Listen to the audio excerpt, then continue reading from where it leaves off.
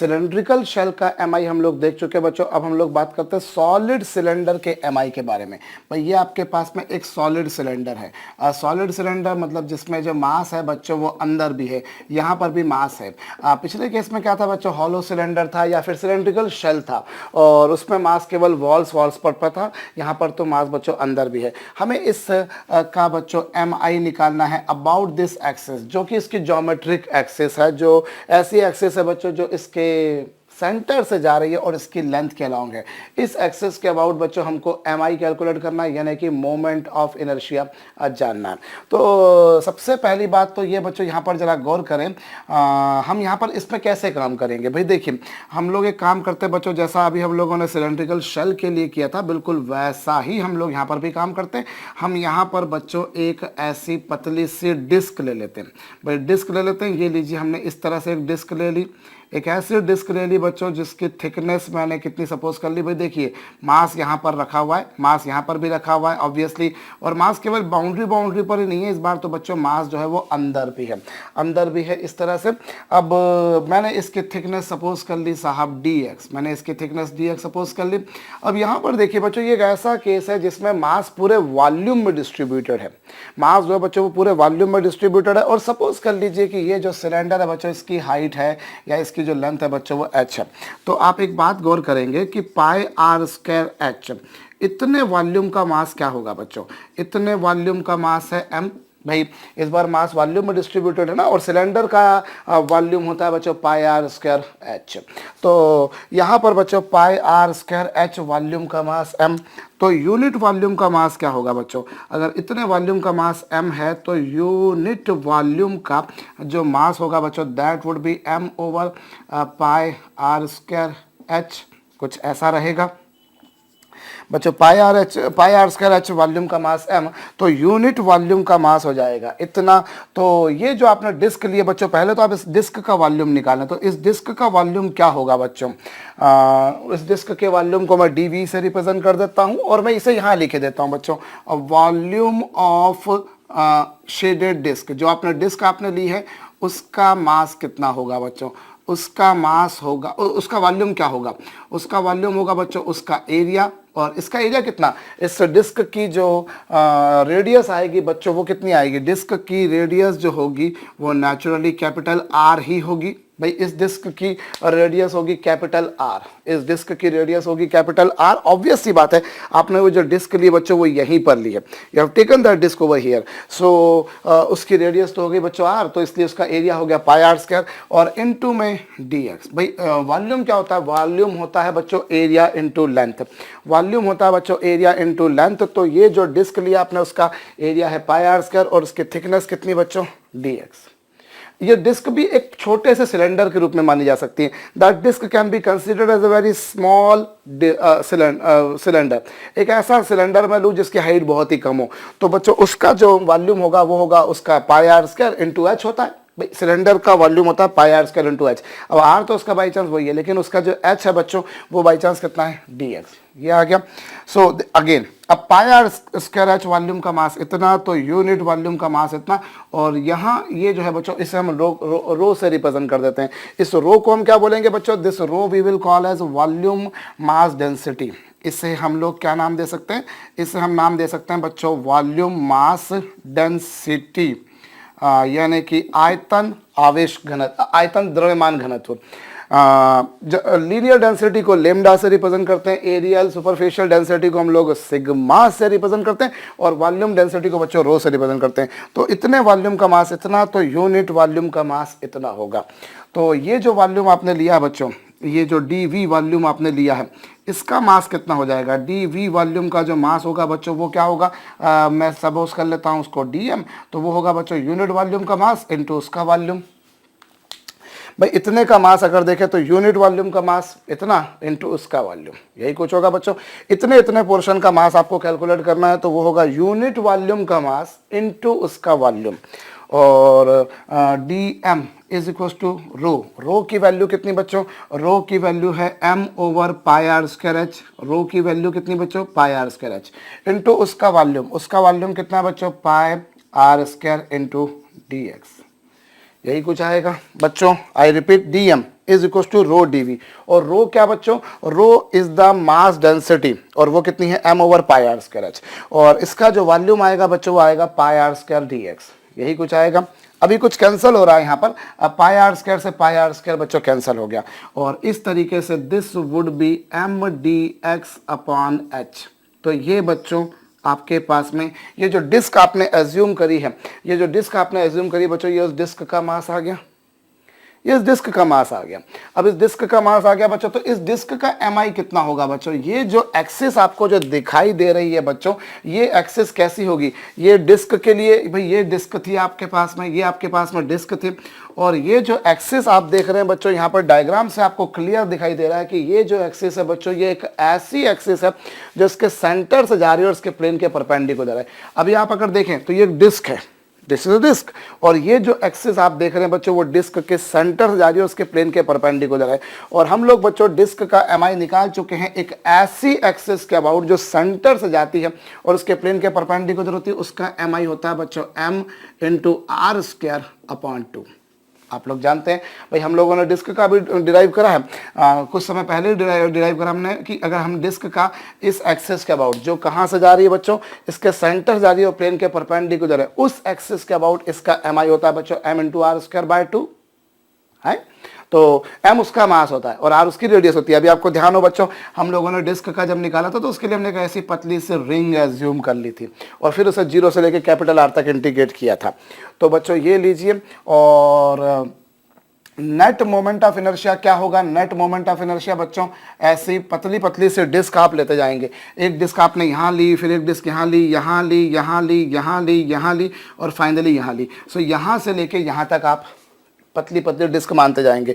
एक डिस्क आप यहाँ कंसीडर करते हैं, फिर दूसरी, फिर तीसरी, फिर चौथी, फिर पांचवी, फिर छठी, फिर सातवीं, फिर आठवीं और फाइनली आखिरी।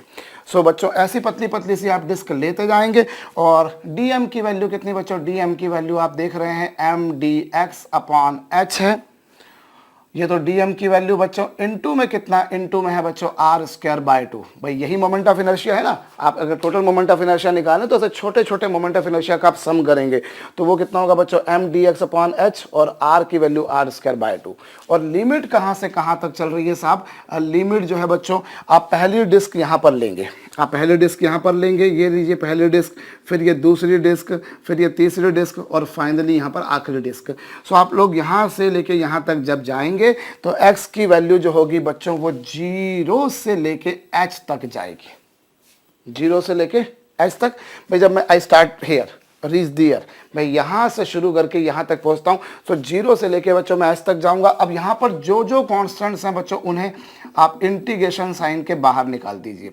तो ये कांस्टेंट थे बच्चों, यहाँ पर अगर देखा जाए तो सभी कुछ कांस्टेंट है। इनफैक्ट यहाँ पर capital M is the mass of the cylinder, constant बिल्कुल, और capital R is the radius of cylinder, constant, 2 constant, H constant, सब कुछ कांस्टेंट है। अगर वैरी कुछ कर नहीं रहा बच्चों तो फिर सभी कुछ इंटीग्रेशन के बाहर आ गया। अंदर क्या बचा, 1 बचा। और ये देखें बच्चों तो m r square upon 2h आ गया, और 1 का इंटीग्रेशन बच्चों x होगा, लिमिट 0 टू h होगी। इसको मैं सॉल्व करता हूँ, I will find this is m r square over 2h, limit बच्चों h माइनस 0, सॉल्व करेंगे बच्चों, this is m r square over 2। So this is the moment of inertia. This is the moment of inertia of the cylinder. Cylinder का बच्चों अपना geometric axis जो होती है उसकी ज्योमेट्रिकल भी बोलते हैं वैसे तो चलता है, पर ज्योमेट्रिकल एक्चुअली सही वर्ड यूज नहीं होगा, ज्योमेट्रिक एक्सिस बोलना सही रहेगा बच्चों। तो ये जो उसकी जो एक्सिस है बच्चों, इस एक्सिस के अबाउट इसका एमआई जो आया बच्चों वो mr स्क्वायर बाय 2 आया। ये बिल्कुल वैसा ही आ रहा है जैसा डिस्क का आया था। एक्चुअली डिस्क का आप इस एक्सिस के अबाउट निकालते थे बच्चों, इस वाली एक्सिस के अबाउट जो सेंटर से जा रही है और प्लेन के परपेंडिकुलर है, तो उसका एमआई भी बच्चों mr स्क्वायर बाय 2 आया था, इसका भी mr स्क्वायर बाय 2 आया। और सिलेंड्रिकल शेल का एमआई mr स्क्वायर आया था, अभी हमने किया जैसे उसके पहले सिलेंड्रिकल शेल का mr स्क्वायर आया, और रिंग का भी mr स्क्वायर ही आया था। जो हुप था, हुप उसका भी mr square by 2 mr square ही आया था। तो हम कह सकते हैं कि जो जैसा हुप का होता है बच्चों वैसा सिलेंड्रिकल शेल का होता है, और जैसा डिस्क का होता है वैसा ही सॉलिड सिलेंडर का होता है। हम कह सकते हैं दोनों कि साहब, आई रिपीट, मैं एक बार फिर से बोले दे रहा हूँ बच्चों, जो हुप का जो एमआई है वही शेल का एमआई है, यही आपने देखा। और भाई उसका हुप का भी एमआर स्क्वायर आया था और इसका भी एमआर स्क्वायर आया था, और डिस्क का जो है बच्चों वही सॉलिड सिलेंडर का, तो ये दोनों एमआर स्क्वायर हैं, दोनों के एमआर स्क्वायर बाय 2 हैं, तो दोनों एक दूसरे के जैसे बन रहे हैं बच्चों। तो ये आप लोगों ने बच्चों सॉलिड सिलेंडर का एमआई निकाला, आपने एक पतली सी डिस्क एज्यूम करी और उस पतली सी डिस्क का आपने एमआई निकालने के बाद बच्चों आपने यहां से लेके यहां तक ऐसे पतली पतली डिस्क लेते गए और एमआई निकाल दिया। तो ये एक मेथड है बच्चों, लेकिन एक और मेथड जरा दिमाग में आ रही है, मैं वो भी बता देता हूं आपको। ये अगर आपने नहीं किया हो बच्चों तो आप कॉपी कर लीजिएगा। अभी देखिए मैंने आपको जैसा बताया बच्चों कि जैसी बॉडी की शेप होती है वैसा आप जब छोटा सा पार्ट एज्यूम करते हो तो वैसा ही एज्यूम करते हैं। अभी जैसे आपके पास में एक सिलेंड्रिकल शेल था तो आपने वैसे ही छोटा सा पार्ट कंसीडर किया। अगर आप उस सिलेंड्रिकल शेल को, इस सिलेंड्रिकल शेल को छोटे छोटे पार्ट्स में कट करेंगे, छोटे छोटे पार्ट्स में कट करेंगे तो नेचुरल बात है आपके पास में पतली पतली रिंग आएंगी। भाई अगर मैंने हॉलो सिलेंडर लिया या सिलेंड्रिकल शेल लिया सॉरी, तो मेरे पास में अगर मैं इसको कट करता हूँ, cut cut cut cut cut, सब्जियां काटते होंगे आप घर में, तो बच्चों वैसे कट कट करता जाता हूँ तो पतली पतली सी रिंग बनती जाएंगी। ऐसी एक रिंग मिली, फिर दूसरी रिंग मिली, फिर तीसरी रिंग मिली, फिर चौथी रिंग, इस तरह से। लेकिन अगर ये सॉलिड सिलेंडर तो फिर कट मारूंगा मैं तो फिर बच्चों क्या होगा, मुझको डिस्क मिलेंगी। अब मैं इसको एक और तरीके से करता हूं बच्चों, ये तो मेरे ख्याल से आपने कर लिया होगा। अब मैं इसे मिटा कर बच्चों इसे दूसरे तरीके से बताता हूं, जरा गौर कीजिए।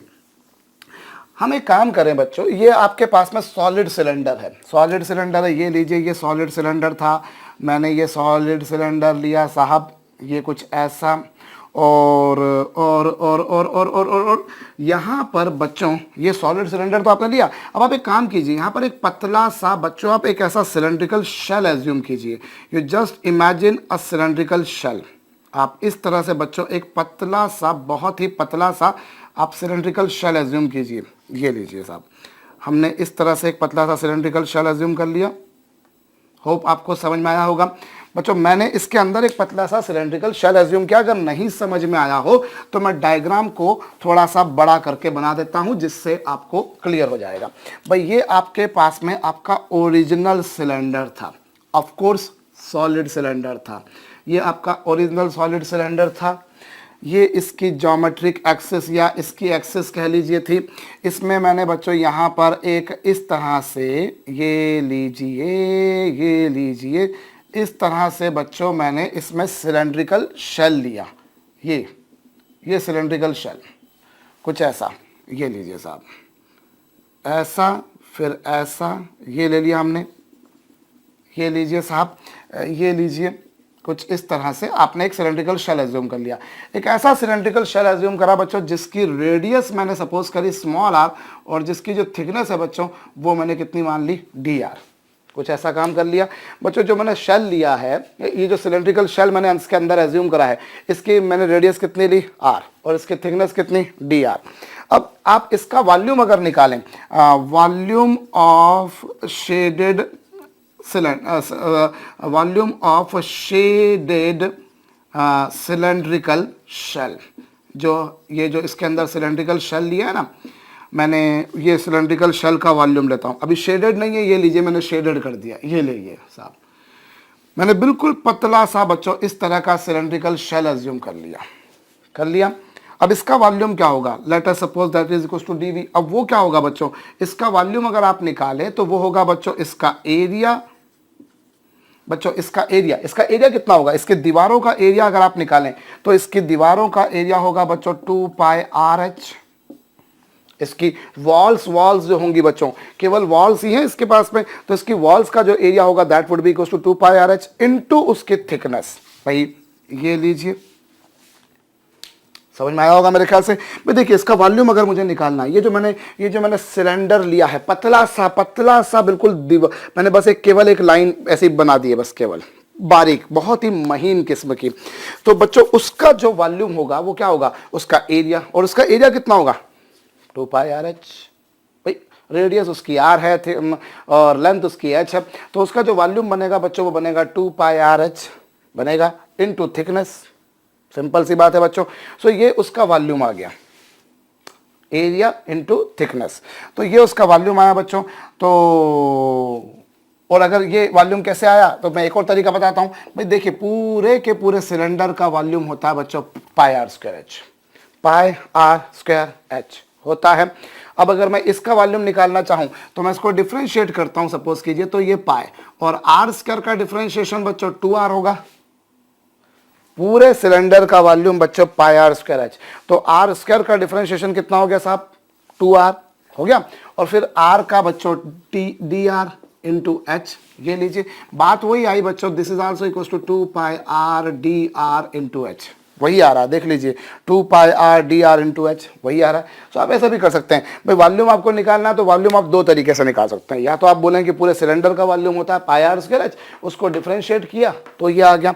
अदरवाइज दूसरा तरीका क्या आपके पास, आप ये जो शेडेड सिलेंडर आपको जो दिखाई दे रहा है बच्चों, इसका वॉल्यूम अगर आप निकालते हैं तो वो होगा उसके दीवारों का एरिया इंटू उसकी थिकनेस, और उसके दीवारों का एरिया कितना बच्चों, 2 pi r H into thickness. सो ये उसका वॉल्यूम आ गया। तो जो टोटल अब क्या होगा बच्चों, इसका मास अगर मैं निकालूं तो mass of shaded cylinder, cylindrical shell जो है बच्चों, वो क्या होगा, लेट मी सपोज वो डीएम है, और वो क्या होगा बच्चों, यूनिट वॉल्यूम का मास रो, तो डीवी वॉल्यूम का मास होगा बच्चों रो डीवी। भाई यूनिट वॉल्यूम का मास कितना है, रो है भाई, यूनिट वॉल्यूम का मास रो, तो डीवी वॉल्यूम का मास कितना होगा, रो डीवी। सिंपल पिक्चर है बच्चों, आई रिपीट, डीवी वॉल्यूम का भाई यूनिट वॉल्यूम का मास रो, तो डीवी वॉल्यूम का मास कितना होगा बच्चों, रो डीवी। और रो की वैल्यू कितनी बच्चों, रो की वैल्यू है m over pi r square h, pi r square h, rho की वैल्यू भी आपने निकाली। और डीवी कितना बच्चों, और डीवी है यहाँ पर 2 pi r into h into t r, यही है भाई, ये m upon pi r square h, तो रो हो गया, ये रो हो गया। और डीवी आपने निकाला बच्चों, तो वो आपके सामने ये आ रहा है। अभी कुछ कैंसिल हो रहा है, ऑफ कोर्स कैंसिल हो रहा है, पाई कैंसिल हो रहा है बच्चों, एच कैंसिल हो रहा है। अब कुल मिलाकर इसका जो मास आ गया बच्चों, वो कितना आ गया, this is 2mr over capital r square into into into into into D are. ये आ गया बच्चों आपके पास में इस सिलेंड्रिकल शेल का मास आ गया। अब सिलेंड्रिकल शेल का मास आ गया बच्चों, तो नेचुरल सी बात है, आप इस सिलेंड्रिकल शेल का mi लिखिए। और सिलेंड्रिकल शेल का mi ऑब्वियसली ये जो एक्सिस है बच्चों, वो इस सिलेंड्रिकल शेल की भी ज्योमेट्रिक एक्सिस है भाई, the axis about which you want to calculate, you want to find out the mi, let me name it as o dash. अब ये जो एक्सिस ओ डैश जो है बच्चों, वो इस सिलेंड्रिकल शेल की भी एक्सिस है, that is the axis of this cylindrical shell as well. So बच्चों उसका mi क्या होगा, उसका mi जो होगा उसके अबाउट वो कितना होगा बच्चों, dm इंटू आर स्क्वायर। अभी थोड़ी देर पहले हम लोगों ने सिलेंड्रिकल शेल का mi निकाला बच्चों। अगर कोई सिलेंड्रिकल शेल ऐसा है जिसका मास कैपिटल M है, जिसकी रेडियस कैपिटल R है, if the mass of a cylindrical shell is capital M and its radius is capital R, then its mi about geometric axis is a mr square. Here the same thing you are seeing बच्चों, ये जो आपने जो cylindrical shell लिया उसका मास dm है और उसकी रेडियस स्मॉल r है, तो उसका जो mi होगा बच्चों वो होगा dm into small r square. यही होगा भाई, उसका मास dm हो गया और रेडियस उसकी r हो गई। तो ये तो हो गया बच्चों। अब dm की वैल्यू भी चलिए यहां रख ही देते हैं, तो ये क्या हो जाएगा बच्चों, this is 2mr dr upon r square. ये तो हो गया बच्चों dm और इनटू में आर स्क्वायर, और dm की वैल्यू बच्चों 2mr dr upon r square into r square. अब इसको आप सॉल्व करेंगे बच्चों, तो ये di होगा, ये di ये कितना होगा बच्चों, this is 2mr cube dr और अपॉन में कितना बच्चों, आर स्क्वायर। ये लीजिए बच्चों, ये 2mr into r square r cube upon r square, ये उसका मोमेंट ऑफ इनर्शिया आ गया। तो जो टोटल मोमेंट ऑफ इनर्शिया होगा बच्चों, वो क्या होगा, वो ऐसे छोटे छोटे सिलेंड्रिकल जो शेल लिए आपने, एक सिलेंड्रिकल शेल ये लिया भाई, आप ऐसे सिलेंड्रिकल शेल लेते जाएंगे, एक सिलेंड्रिकल शेल यहाँ लिया, फिर यहाँ लिया, फिर यहाँ लिया, फिर यहाँ लिया, इस तरह से सिलेंड्रिकल शेल आप लेते जाएंगे भाई। आप ये एक्सिस है और ये पूरा सिलेंडर है, यहाँ से यहाँ तक का, ये यहाँ से यहाँ तक का पूरा सिलेंडर है। तो आपने एक शेल यहाँ पर लिया, फिर थोड़ा सा ऊपर, फिर थोड़ा सा ऊपर, फिर थोड़ा सा ऊपर, इस तरीके से बच्चों हम क्या करेंगे, हम ऐसे सिलेंड्रिकल शेल लेते जाएंगे। So this is 2mr cube over r square into D r, और लिमिट कहाँ से कहाँ तक जाएगी बच्चों, 0 to capital r, since we are integrating with respect to small r. मैं स्मॉल आर के रिस्पेक्ट में इंटीग्रेट कर रहा हूं, और जब मैं सबसे पहला शेल यहां पर लूंगा बच्चों तो यहां पर रेडियस 0 होगी, फिर थोड़ी सी बड़ी होगी, फिर और बड़ी होगी, फिर और बड़ी होगी, फिर और बड़ी होगी, और मैं यहां से यहां तक मतलब 0 से लेके कैपिटल आर तक जाऊंगा। मैंने पहला सिलेंड्रिकल शेल भैया यहाँ पर लिया, फिर मैंने अगला सिलेंड्रिकल शेल यहाँ पर लिया, फिर यहाँ पर लिया, फिर यहाँ पर लिया, ऐसे बच्चों में यहाँ से लेके यहाँ तक जाऊंगा, मतलब मैं 0 से लेके कैपिटल आर तक इसे इंटीग्रेट करूंगा। सो ये लीजिए बच्चों, this is 2m over capital r square, और आर क्यूब का एक मिनट हम उसे चले रखते हैं अंदर बच्चों। हम यहाँ पर जिसके रिस्पेक्ट में इंटीग्रेट कर रहे हैं उसको छोड़कर बाकी सब कांस्टेंट है, and here I am integrating with respect to small r, so 2 capital M constant है, कैपिटल आर स्क्वायर भी कांस्टेंट है। अगर वेरिएबल कुछ है बच्चों तो वो आर क्यूब है, स्मॉल आर का क्यूब। और भैया ये आपके पास में 2m अपॉन कितना बच्चों, आर स्क्वायर, और आर क्यूब का जो इंटीग्रेशन होगा बच्चों वो क्या होगा, r to the power 4 over 4 लाजमी है।